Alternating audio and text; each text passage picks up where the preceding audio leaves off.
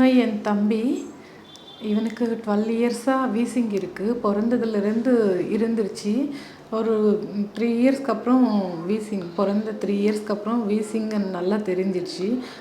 அப்போதுலேருந்து நாங்கள் inhalers use பண்ணிகிட்டே இருக்கிறோம்.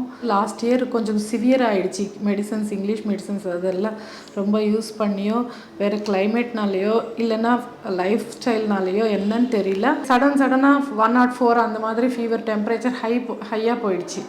எனக்கே கொஞ்சம் பயமாக இருந்துருச்சு. அந்த அளவுக்கு வீக் ஆகிட்டேன். இப்போது இந்த ஆர்ஜேஆர் ஹாஸ்பிட்டல் பற்றி நான் அட்வர்டைஸ்மெண்ட்டில் தான் பார்த்தேன். சரி ஒரு வாட்டி பார்க்கலாம் அப்படின்னு வந்தேன்.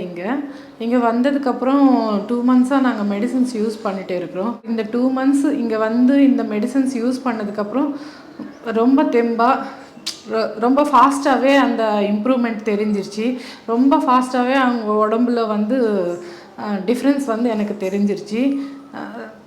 அப்போதுக்கும் இப்போதுக்கும் எனக்கு அவன் நல்லா இருக்கிறா, வர இன்னும் இவன் நல்லா இருக்க போகிறா அப்படின்னு எனக்கு ரொம்ப தைரியமே வந்துருச்சு இந்த மெடிசன்ஸ்க்கு அப்புறம். ஏன்னா சாப்பிட்றது டைஜஸ்ட் ஆகுது ரொம்ப. அவன் அதுக்கப்புறம் கேம்ஸ்லவும் பார்ட்டிசிபேட் பண்ணுறான்.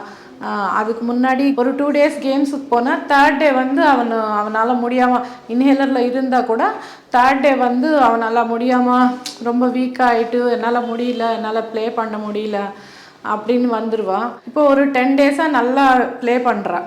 10 டேஸாக வந்து பேட்மிண்டன் எல்லாமே பார்ட்டிசிபேட் பண்ணுறாரு. அதுக்கப்புறம் இனிமேல் இன்னும் ரொம்ப நல்லா ஆயிடுச்சுன்னா நல்ல பிளேயராக கூட பார்க்கலாம்னு நினைக்கிறேன். RJR Herbal Hospital.